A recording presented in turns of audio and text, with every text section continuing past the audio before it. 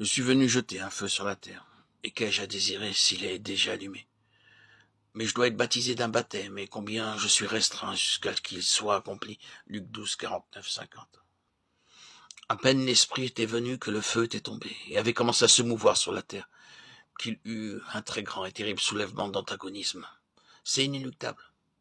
C'était le feu d'une provocation inévitable. Si vous et moi allons devenir des hommes et des femmes de l'esprit, nous n'aurons pas un temps facile. L'enfer va veiller à cela. D'un coup, l'affrontement surgit. Et il est vrai que plus le Saint-Esprit a la possibilité d'avoir un chemin en nous et de nous conduire dans toute la volonté de Dieu, plus nous trouvons cette opposition, cet antagonisme. Et cela ne vient pas uniquement entre nous et le monde. Parfois, cela vient dans le cercle du peuple même du Seigneur. C'est une provocation incontournable. Parfois, vous vous demandez pourquoi. Alors que vous lisez le Nouveau Testament, vous vous demandez quel est le problème avec ces personnes. Pour quelle raison devrait-elle être tant énervée et irritée? Et pourtant, cette chose devrait-elle être si impulsive et persistante, tellement irraisonnable? Mais c'est ainsi. Voilà la réalité, c'est inéluctable. Voyez cette chose que le Seigneur est venu faire et qu'il est en train de faire ne permettra aucune neutralité. Cela va être une chose ou l'autre. Ce sera pour ou contre. Les yeux de flamme, ici le feu vient de nouveau, les yeux de flamme ne permettront pas la tiédeur ou quoi que ce soit du caractère de la Odyssée. Le feu est toujours un élément positif et créera des situations constructives. Si tout est simplement agréable et calme, sans perturbation, sans problème, sans antagonisme et sans opposition, vous avez raison de vous poser la question si le Saint-Esprit œuvre beaucoup, car il vise vraiment une telle positivité, qui est une chose très très coûteuse. C'est soit avec le Seigneur, soit sans le Seigneur. Il n'y a rien entre. Tôt ou tard, cela va surgir et être précipité.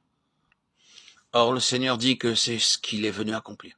Il ne s'agit pas d'un accident, d'un hasard, ou de choses qui se sont mal passées, ou de choses avortées. C'est exactement ce qu'il est venu faire. Disperser le feu sur la terre, et ce sont les effets inéluctables du feu. Ils vont se développer. Je dois être baptisé d'un baptême, et ceci est le point principal qui est sur mon cœur au moment présent. La passion. Il peut être utile de mentionner que la passion avec un P majuscule représente la souffrance, les supplices qui précédèrent et accompagnèrent la mort de Jésus-Christ. L'étymologie du mot passion est empruntée au latin patio, action de subir, souffrir lui-même, dérivé de pati ou éprouver. Une des définitions du mot passion est l'action de souffrir, le résultat de cette action avec une idée de durée de la souffrance ou de succession de souffrances. Très clairement, par ces termes adressés à ses disciples tels que nous les lisons dans Marc 10, verset 38, je dois être baptisé d'un baptême. Ce baptême était un lien avec sa croix, sa passion. Pouvez-vous boire la coupe que je bois ou être baptisé du baptême par lequel je suis baptisé? Qui se réfère évidemment à la croix, à la passion. C'est le moyen et le seul de répandre le feu. Le feu étant jeté sur la terre, cette chose puissante d'une expansion, d'un progrès, d'une croissance irrésistible. Tout ce qui a été dit dans les audios précédents dépend entièrement de la passion en ce qui concerne le feu. Cela fut vrai dans le cas de notre Seigneur. Je suis venu jeter un feu sur la terre. Luc 19, 10. Jeter le feu sur la terre doit être trouvé dans ce qui s'est effectivement passé. Jusqu'à la conséquence de sa passion, quand le feu d'une manière très certaine fut répandu sur la terre.